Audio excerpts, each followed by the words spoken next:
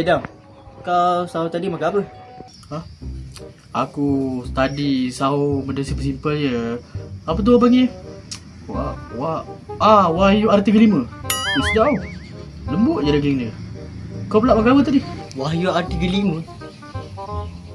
Tadi aku sahur tadi makan ramen. Uish, ramen Kau tak sakit perut dah? Ha? Tercirit-birit ke? Pagi-pagi buta makan ramen. Tak lah pedas tu. Mana ada. Aku ni suka K-pop. Of course lah aku makan ramen. Uish, K-pop tapi kan kalau betul kau minat K-pop kan, kau minat apa cerita sikit. Nak juga tahu. Of course lah aku minat Big Bang. Bang bang bang. Big Bang tapi kalau betul kau minat Big Bang kan, kau minat siapa Mesti Suri kan?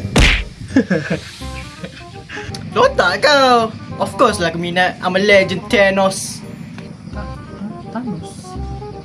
Jap, Thanos tu bukannya Avengers ke yang cincin banyak tu? Kau salah Big Bang ni. Bukan, masa aku talk. Alah kau, aku gurau Dah jom lah kita pergi bazar. Sekarang dah pukul ni tu. Dah pukul 6 lah. Kita sekejap lagi tak tahu makan apa kan dah habis tau. Jom kita gerak. Let's go boys.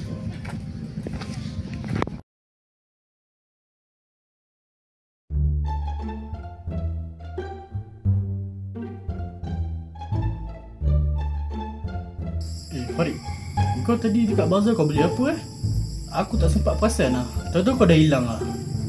Aku beli ramen lah. Aku fikirkan nak beli toboking sekali. Laila tengok tak ada. Mak kau ni memang tak kerti makan nasi ke? Asyik-asyik ramen. Ni sekejap lagi sahur kau makan apa ni? Ramen? Apa lagi? Kepala otak kau lah. Kau nak kena penyakit diabetes ke? Appendix. Kau nak kena?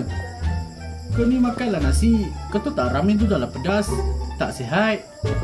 Aduh ni lah. Alah, salah ke? Aku kan minat K-pop. Ni aku tengok wallpaper phone aku ni. Tak salah kalau kau nak minat. Tapi agak-agak lah sampai hari-hari kau makan ramen. Diorang tu pun ada juga makan nasi. Bukannya hari-hari makan ramen. Kau nampak je dia makan ramen.